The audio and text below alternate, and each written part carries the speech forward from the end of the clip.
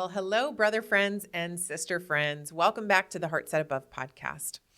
Today, I'm going to give you a little peek behind the curtain and what it's like to be a therapist. I will tell you that honestly, often throughout a week, when I meet with many different clients from many different backgrounds with many different needs, I notice a recurring theme being brought up in almost every session. And this phenomenon is not unique to just me and my clients. Many of my colleagues have shared similar experiences. I've heard things like, well, this week, all of my clients seem to need to focus on self-care. Or forgiveness was the recurring topic for my roster of clients this week. And so why does this happen? I'm not entirely sure. But maybe it's because therapists are more attuned to certain themes in their own lives that week and naturally notice them in their clients' lives. Or maybe it's the spirit working in conjunction with our minds and hearts throughout that week. Whatever the reason, I can confidently say that this pattern is real and I think it's fascinating. So I'm excited to introduce a new segment to this podcast called Threads from the Couch. In this segment, I'll occasionally share the topic of the week, a recurring theme that emerged in my sessions with my own clients over the past week. So this week's thread from the couch for me and my clients was the fall of humanity. One client shared something particularly striking. She said, oddly, tracing all of my pain and anger back to the fall brings about some sense of peace for me. And I really get that. I get migraines a lot. They've gotten worse over the past couple of years, and let me tell you, they are brutal. Some have knocked me out for days. They've made me so sick that I've thrown up and really taken a toll on many parts of my life. But do you know what the worst part is about getting these migraines? It's not knowing why I get them. Don't get me wrong, the migraines themselves are no walk in the park.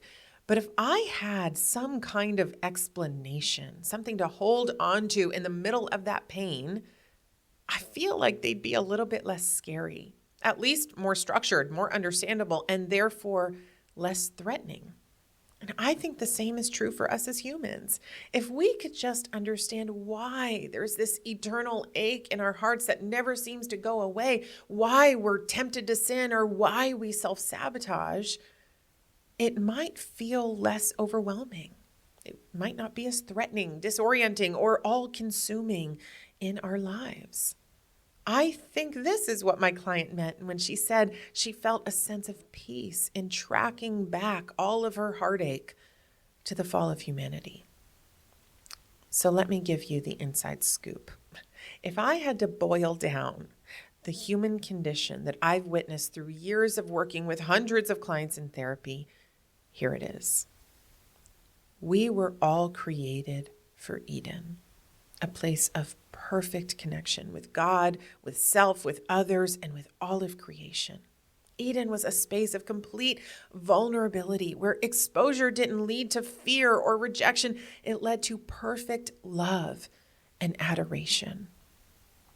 It was the kind of love that brought an unparalleled sense of security, not the fleeting, fragile security that we experience on earth, but the deep, unshakable security that comes from being fully known, utterly exposed, and still found desirable, wanted, and adored.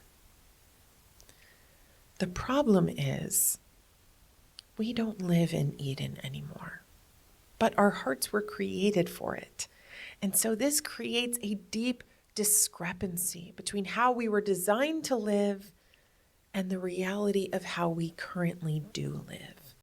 And that gap forces us to walk through life with a gaping hole in our hearts, one that can never be fully fulfilled this side of heaven. Now, don't get me wrong.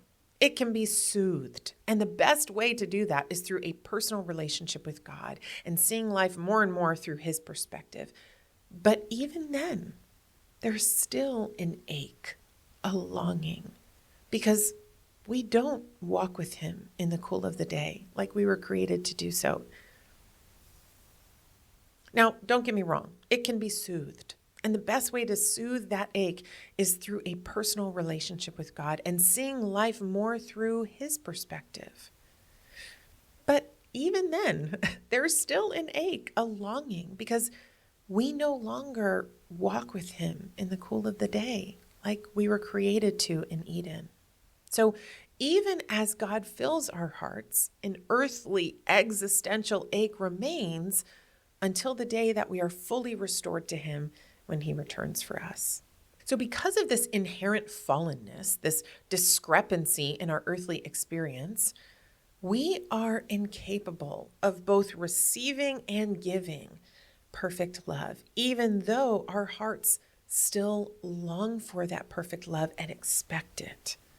And so this starts right from the moment we're born. In fact, one of the deepest wells of pain that I've seen in people's lives often stems from their relationship with their parents. And it makes sense. As children, we don't realize that there is a gap between the perfect love that our hearts are expecting and the imperfect love that we actually end up getting from our parents. So we tenderly, vulnerably, even exuberantly move through life expecting all of our love needs to be met by our parents. But over time, our sense of identity, worth, value, and security begins to erode. The perfect love we were designed for and so deeply expect doesn't fully materialize. And it leaves us infected with hurt, fear, and shame. And so in response, we turn inward, convincing ourselves that the fault must lie within us, that we must lack some fundamental aspect of self that makes us inherently unlovable. Our not yet fully developed brains can't comprehend that this gap in love might stem from our parents' limitations or the brokenness of the world around us.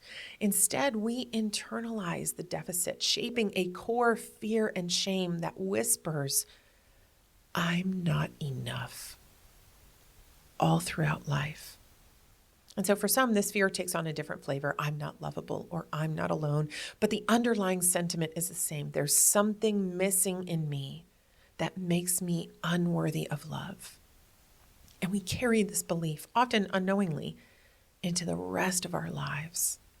And so this distortion, I'm not enough, I'm not lovable, sends us into a kind of emotional survival mode. To be loved isn't some whimsical, frivolous desire. It's a God-given need, one we cannot live without. Newborns, for example, will literally fail to thrive and may even die if they're not held, cared for, loved. Love isn't a luxury. It's an essential to our well-being, as air is to our lungs. But in this broken world, the love air we receive is thin, lacking the rich oxygen our hearts were created for in Eden. And so this deficiency drives us into emotional survival mode, desperately scrambling to get more of this diluted love air, just enough to sustain us, just enough to survive. As part of that survival mode, even in early childhood, we become hyper attuned to our love givers, constantly adjusting based on how we perceive their responses to us. And we begin crafting masks, hiding the parts of ourselves we sense might be less desirable and amplifying the parts that seem to secure approval, attention, and that love air that we so desperately need from other people. This isn't manipulation, it's survival. It's an instinctive response born from the deep need to ensure connection and care. We adapt, often unknowingly, in an attempt to maintain the fragile lifeline of love that we were created to depend on. The problem with this is that it's like drinking seawater when you're thirsty. Engaging in this survival tactic only deepens our overarching fear. The more we hide, mask, or distort parts of ourselves, the more we convince ourselves that the love we receive is contingent upon those masks. And so our secret belief becomes, if they only knew the real me, they wouldn't really love me. And so this leaves us trapped in a prison of our own making, shackled to the very masks that we've created. We cling to them to survive on the imperfect love that we receive from others, never thriving, but not completely withering away either. And so this cycle persists often into adulthood, quietly wearing people down. And so this cycle persists often into adulthood, quietly wearing people down until they've reached a breaking point. They feel stuck, disconnected from themselves, and misunderstood by their loved ones. Life feels dull. They feel numbed, as if they're moving through it on autopilot, unable to continue in this way any longer. And the work that we usually do together feels a bit like unraveling a tangled thread, tracing their anger, pain, and hurt all the way back to its ultimate source, the fall, the brokenness introduced by sin, the enemy's work. What we often uncover is this: the reason their parents weren't able to give them the perfect love that they so desperately needed wasn't because their parents didn't love them or didn't try. It was because their parents are fallen. The world is broken, and none of us are capable of giving the perfect love that we were created to give and receive. And this same brokenness often explains why clients tolerate being treated poorly in relationships. Deep down, they fear losing even the smallest scraps of love that they feel like they can get. Or sometimes they find themselves feeling stuck in life because they've spent a lifetime hiding certain parts of themselves, masking or distorting who they are in an effort to ease the ache left by the loss of Eden. And the irony is that these survival strategies only deepen their sense of being unknown by God, by others, and even by themselves. So when we're able to trace it all back, it often becomes clearer, almost like an equation. Their spouse, children, friends, boss, or even parents were never able to offer perfect love, not because something is wrong with them, the client, but because those people too have never received the perfect love that they were created for. And so the perfect love that they've been searching for all their lives hasn't eluded them because they are deficient or unworthy of it. It's eluded them because of the fallenness of the world and of all of humanity. Understanding this doesn't erase the ache, but it does put it in perspective. It helps us see that the pain we feel isn't evidence of our unworthiness. It's evidence of a world so far from Eden. And that can be the first step toward finding peace, even in the midst of this ache. Usually when we reach this point in therapy, we uncover a deep existential grief, a profound sorrow that stems from longing for what was lost in Eden. It's a grief that lingers, a kind of ache that won't fully disappear this side of heaven.